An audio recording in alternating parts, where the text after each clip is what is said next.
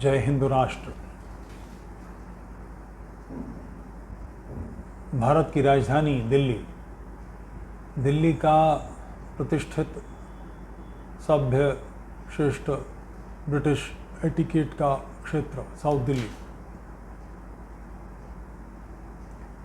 आप निकलें उसमें तो कहीं आपको बाबर रोड मिलेगी, तो कहीं अकबर रोड मिलेगी, तो कहीं शाहजहाँ रोड मिलेगी, तो कहीं तुगलक रोड मिलेगी। कोई विदेशी अगर यहाँ आ जाए तो उसे आश्चर्य होगा कि वो भारत में है या पाकिस्तान में है। पाकिस्तान में तो आज भी अपने हिंदू पूर्वजों के नाम की सड़कें, रोड, नगर, मोहल्ले, हॉस्पिटल, बाज़ार मिल जाते हैं। ये क्या है? वो विद्यालय चला जाए और इतिहास की पुस्तक देखे तो उसे सैयद वंश, ग़ुलाम वंश, खिलजी, तुगलक, लोदी, मुग़ल पढ़ाए जाते मिलते हैं। बाबर के बारे में बताया जाता है कि उसने भारत में मुग़ल वंश की नींव डाली। नींव डालने का मतलब ऐसे बताया जाता है जैसे कोई बाग लगाया हो, कोई बिल्डिंग बना दी हो। सरों के मीनार सिसकते बिलकते इस मातृभूमि के मूल निवासी, विधवा औरतों की कतार, लौंडियाँ लूटकर बेची जाने की पीड़ा, ये सब साफ कर दिया जाता है और पता लगता है कि बाबर आया और बाबर का बेटा हुमायूं था और हुमायूं बीमार पड़ा तो बाबर ने यूँ किया और उसकी बीमारी अपने पे लेने के लिए उसकी चारपाई के चक्कर लगाए और फिर वो बीमार पड़ गया और वो फलाना हो गया। उसका बेटा अकबर और अकबर का बेटा जहांगीर, जहांगीर का बेटा शाहजहाँ और शाहजहाँ का बेटा सूफ़ी औरंगज़ेब। ये 5-6 पीढ़ी का इतिहास ऐसे पढ़ाया जाता है कि जैसे कोई 10,000 वर्षों का चक्रवर्ती साम्राज्य। विजयनगर सिरे से गायब हैं। अहोम वंश परम कीर्तिवान, जिन्होंने औरंगज़ेब की भी बड़ी बढ़िया धुनाई की, उसकी सेनाओं का भुस भरा, उन लोगों का कोई इतिहास नहीं पढ़ाया जाता। पल्लव, बड़े बड़े तेजस्वी रजवाड़े, मौर्य, कोई जिक्र होगा ज़रा सा। ऐसा क्यों किया गया? कारण क्या है इसका? एक संस्कृत का शब्द है सिंहावलोकन। सिंह जो गर्दन मोड़ के अपनी आयाल फेरता हुआ पीछे देखता है। सिंहावलोकन से अभिप्राय है अतीत का अवलोकन। अपने गौरवशाली पूर्वजों की जानकारी, अपने तेजस्वी चक्रवर्ती सम्राटों की जानकारी, अपने तेजपुंज महर्षियों की जानकारी, अपने विश्वविद्यालयों की जानकारी, अपने पुस्तकालयों की जानकारी। भारत विश्व भर में ज्ञान का केंद्र रहा है। एक आध साल नहीं, सदियों सदियों सदियों सारी दुनिया के लोग शिक्षा के लिए यहाँ आते रहे हैं। सारे संसार में भारत का लोहा प्रसिद्ध रहा है। भारत की, जिसे दमस्कस स्टील कहा जाता है, जो आज भी चमत्कार जैसा लगता है मेटलर्जी के लोगों को, उसका मूल भारत था। भारत की खड्ग सारे संसार में प्रसिद्ध रही हैं। भारत में विद्यालयों में विभिन्न प्रकार की शिक्षा उस समय दी जाती थी जब सामान्य मानव बिल्कुल वंचर था, जंगलों में था। उस समय हमारे यहाँ विश्वविद्यालय थे। तो इन सब बातों की जानकारी यदि समाज को हो जाए, राष्ट्र को हो जाए, तो राष्ट्र तिल मिलाकर अपने पूर्वजों के गौरव को प्राप्त करने के लिए खड़ा नहीं हो जाएगा। और इसी को तो तोड़ना है। ये ना हो जाए, इसी की तो चिंता है। ये नहीं था कमज़ोर था, उसी का परिणाम तो है कि भारत का विभाजन हो गया। अगर इस बात का ध्यान हो, हमारे नेतृत्व गांधी नेहरू जैसे क्लीव नपुंसक न हो, झूठी मिथ्या सिरे से गलत धारणाओं में के बंदी न हो, तो भारत का विभाजन हो जाए। इस राष्ट्र की संतानें खड़गहस्त नहीं हो जाएंगी। इस राष्ट्र को नष्ट करने वाले समाज को जड़ से नहीं उखाड़ फेंकेंगी। इस देश की दुर्गति करने वाले लोगों की गर्दनें नहीं उतार देंगे। मगर इसके ऐसा करने के लिए अपने पूर्वजों का गौरवशाली इतिहास जानना जरूरी है। इतिहास कहाँ से जाना जाए? जाहिर है कि विद्यालय, शिक्षा, और कौन सा तरीका है। व्यक्तिगत रूप से हम काम करते हैं। अभी कई लोगों की धारणाएं हैं, कुछ संगठनों की, समाजों की धारणाएं हैं कि समाज को जागृत किया जाए।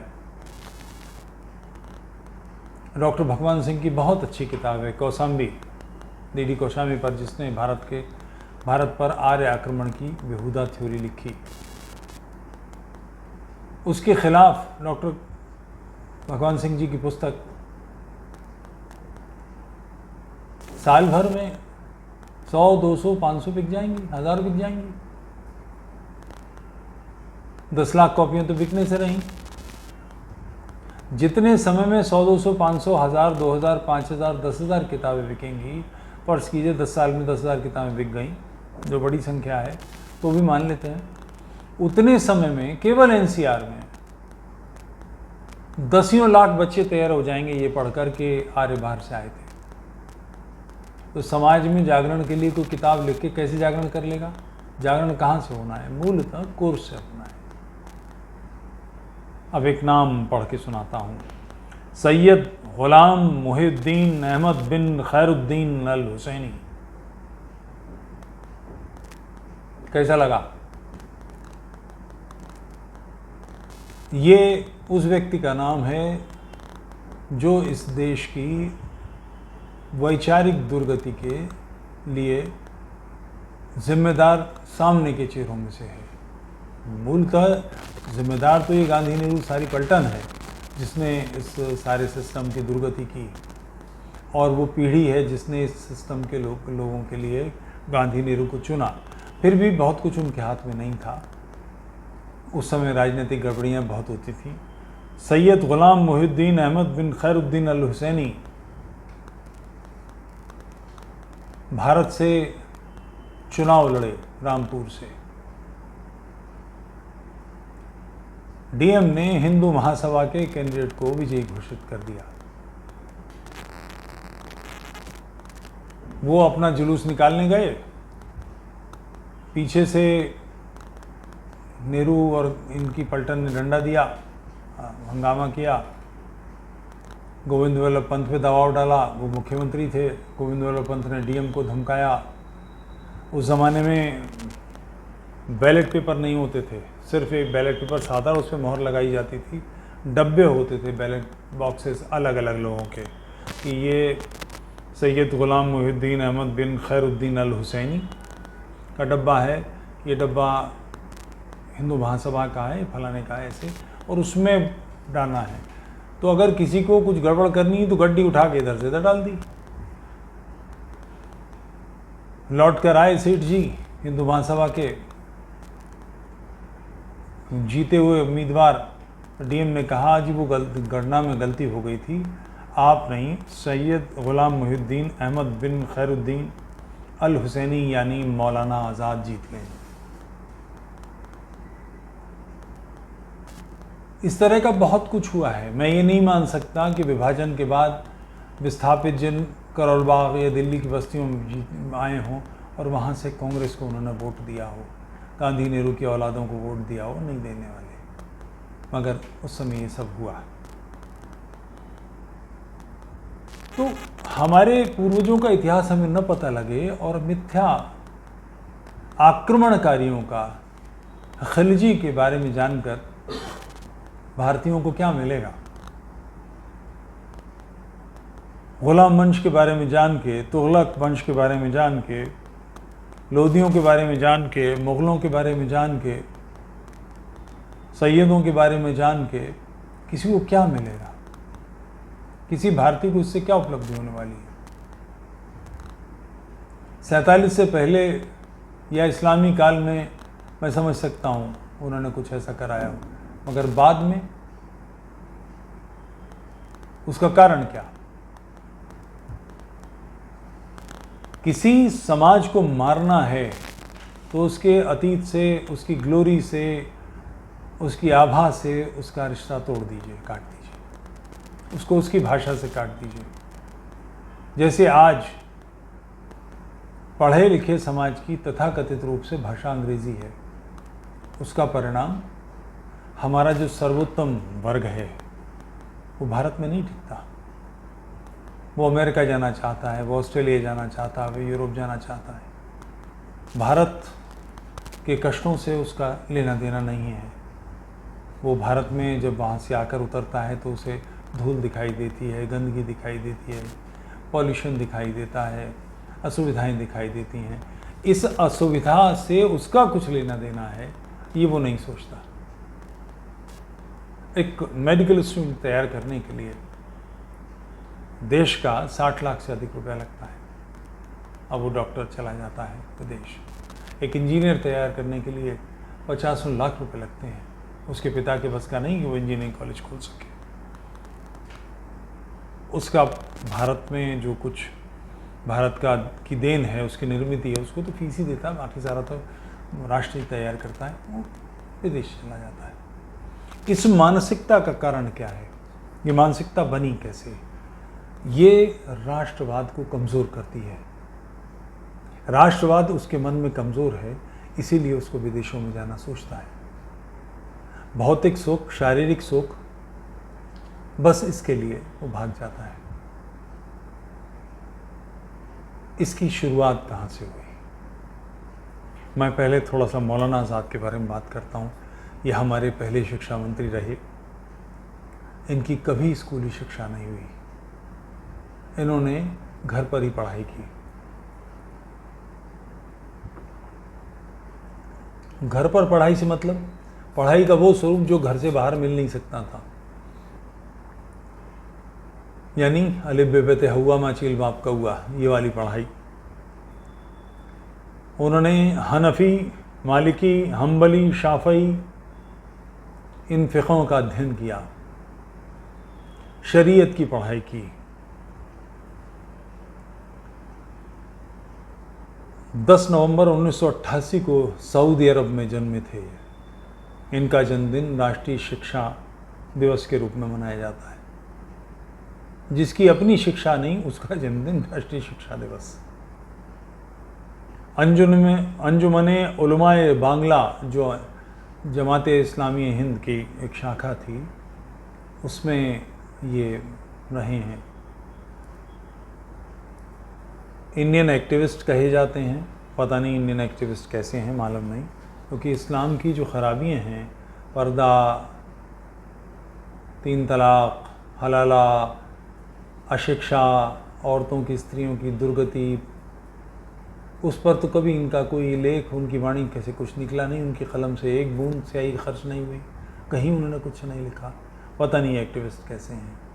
कांग्रेस एक्टिविस्ट क्लेम करती है। भारतीय कांग्रेस के नेता रहे, भारतीय कांग्रेस के प्रेसिडेंट रहे 1940 से 45 तक। सबसे कम उम्र के प्रेसिडेंट हैं ये। इनके जो तुर्रा इम्तियाज़ है, इनकी पगड़ी में जो एक बड़ी कलगी लगती है, वो ये है कि वो खिलाफत मूवमेंट के नेता थे। उन्होंने खिलाफत मूवमेंट के लिए भारत भर में दौरे किए। खिलाफत के बारे में लोग जानते हैं, फिर भी विषय आया है, प्रसंग आया, तो इसलिए बात करता चलूँ। तुर्की के खलीफा सारे इस्लामी विश्व के बादशाह थे। जी, ये बात सच है। भारत से भी मुग़ल पीरियड में भी यहाँ से तावान जाता था, पैसा जाता था, जो काफिरों से लूटा जाता था, जजिया आता था, वो जजिया वहाँ जाता था, वहाँ भी जाता था, मक्का मदीना भी जाता था। मक्का मदीना मूलतः तुर्कों के अधीन ही था। प्रथम विश्व युद्ध के समय अरबों ने इनके खिलाफ विद्रोह किया। तुर्की खुद इनके खिलाफ थे और खिलाफत ख़त्म कर दी गई। भारत में इसका आंदोलन, भारत अंग्रेज़ों के या स्वतंत्र रजवाड़ों के अधीन था, इस्लामी शासन नहीं था। उस समय भारत में आंदोलन खड़ा किया फिरंगी महलियों ने। फिरंगी महली लखनऊ के हैं और ये इमाम और ये सारी पलटन कि भारत में तुर्की में खलीफा वापस आए, इसके लिए आंदोलन होगा। कुछ लेना देना नहीं। मिस्र में कोई समस्या आती है, म्यूनिसिपल बोर्ड के चुनाव में कोई बेईमानी होती है, उसके लिए देवबंद में आंदोलन किया जाए, भूख हड़ताल पे बैठा जाए, इसका क्या मतलब है? ऐसी जोशीली तहरीक, ऐसा जोशीला आंदोलन भारत में विभाजन से पहले इतना तगड़ा किसी ने नहीं देखा, और जो बिल्कुल जिसका कोई हासिल नहीं था, कोई मतलब नहीं था, कुछ होने वाला ही नहीं था। भारत में तुर्की की खिलाफत आए, इसका आंदोलन क्या सेंस है, क्या होने वाला था? और ये एक नहीं है ऐसे कमबख्त, हसरत मोहानी भी उन्हीं चांडालों में है, खिलाफत का बड़ा लीडर, कांग्रेस का भी लीडर, और दसों इस तरह के लोग हैं।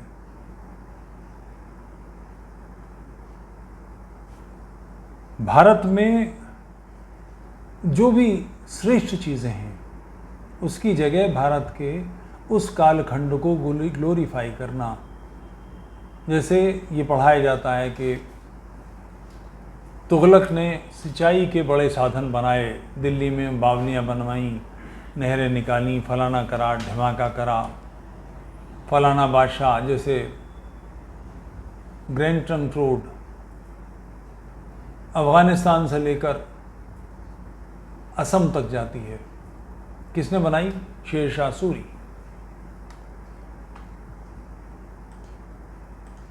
एक सेकंड, मैं सर्च ही करता चलूँ।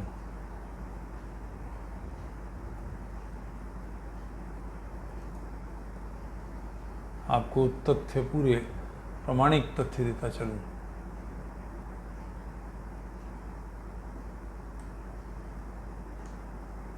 शेरशाह सूरी की शासनावधि क्या है? 1540 से 1545, 5 वर्ष। और रहा राज्य कहाँ शेरशाह?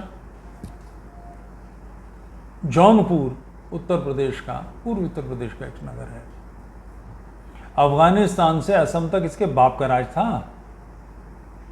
5 साल में इतनी बड़ी रोड बनाना, सर्वे करना, इन राज्यों से झगड़े करना, क्योंकि जिनके राज्यों के बीच में आप रास्ता बनाएंगे वो इस बात का भी तो ध्यान करेंगे, जैसे आज भारत और चाइना के बीच में हो रहा है कि चीन तिब्बत में रोड बनाता है तो हम एतराज़ करते हैं, हम रोड बनाते हैं तो तिब्बत चाइना एतराज़ करता है। कारण कि जिन रोड्स पर गाड़ी चल कर आनी है, इन्हीं पर टैंक भी तो चल के आ जाएंगे, तो रोड्स बनने देना हानिकारक है।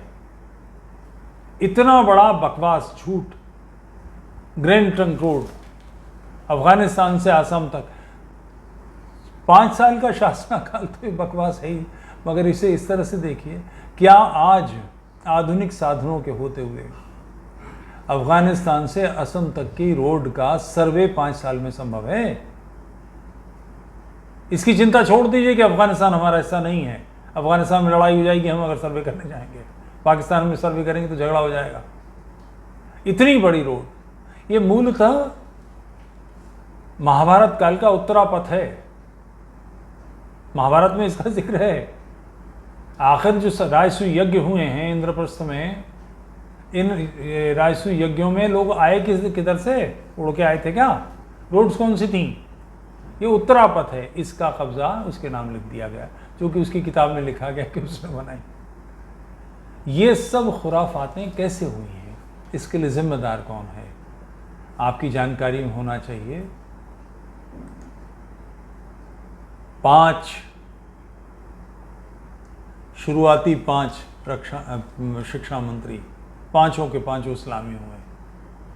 भारत पर आक्रमण करने वालों का इतिहास भारत का इतिहास बना दिया गया। भारत को पद्दलित करने वालों का, भारत को अपमानित करने वालों का इतिहास भारत की ग्लोरी की तरह पढ़ाया जाता है। कारण कि हम सांस न लेने लगें, हम सर उठाकर न खड़े हो जाएं, हम दर्प से तन न जाएं, हम राष्ट्र विरोधियों की प्रति कठोर न हो जाएं, हम दुष्ट दलन न करने लगें।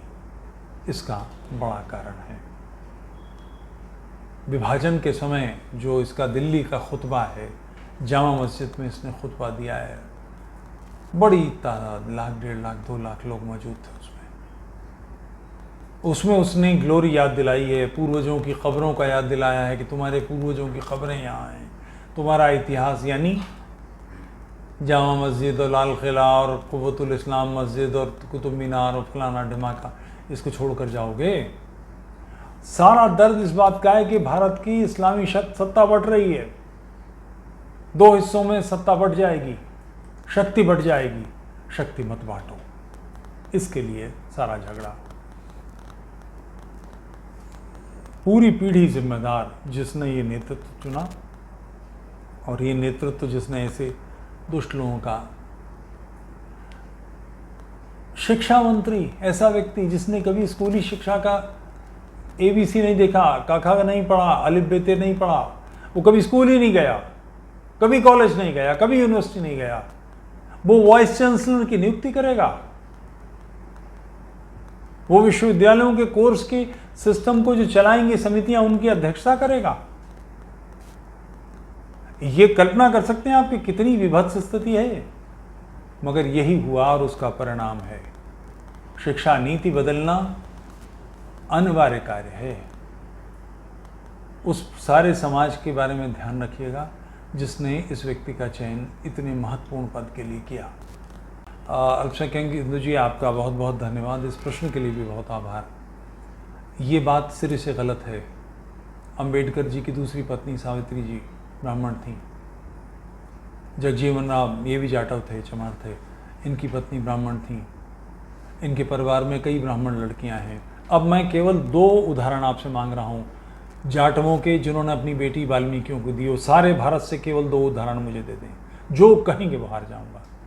मैं चुनौती नहीं दे रहा हूँ, कहना ये चाह रहा हूँ कि जातिवाद हिंदू समाज की अपनी आंतरिक सुरक्षा व्यवस्था थी, कवच था, जिससे बाहर के लोग हमको इस्लाम दबोच न ले।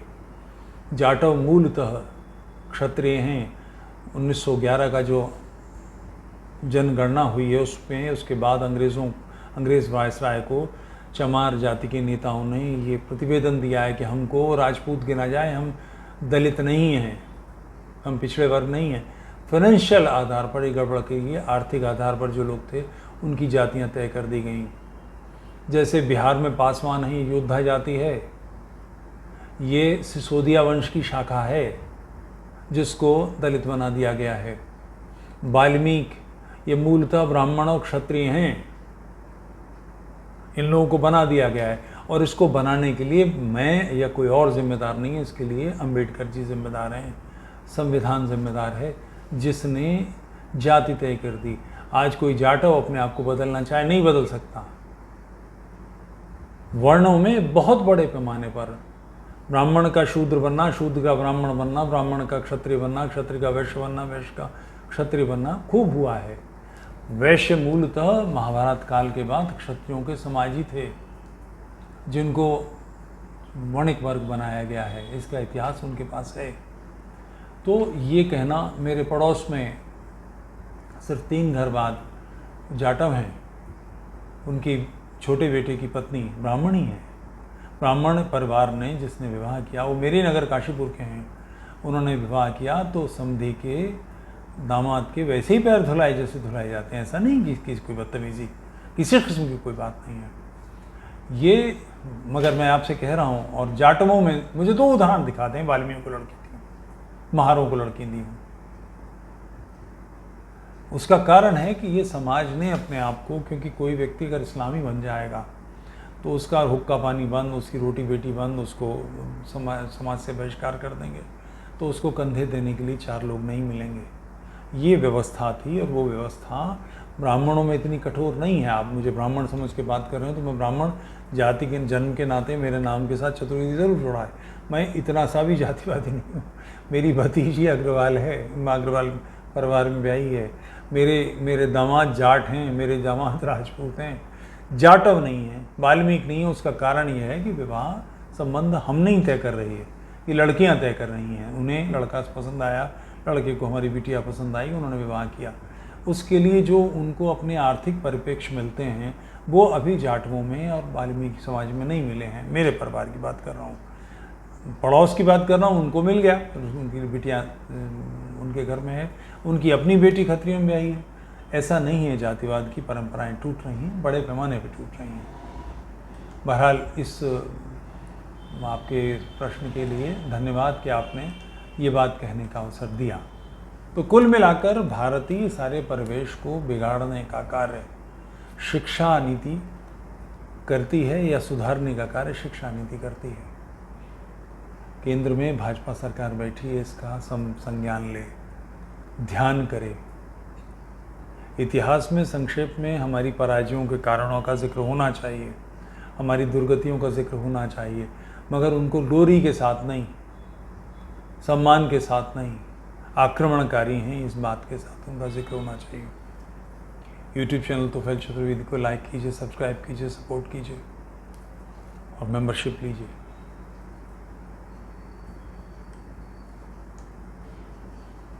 जय हिंदू राष्ट्र।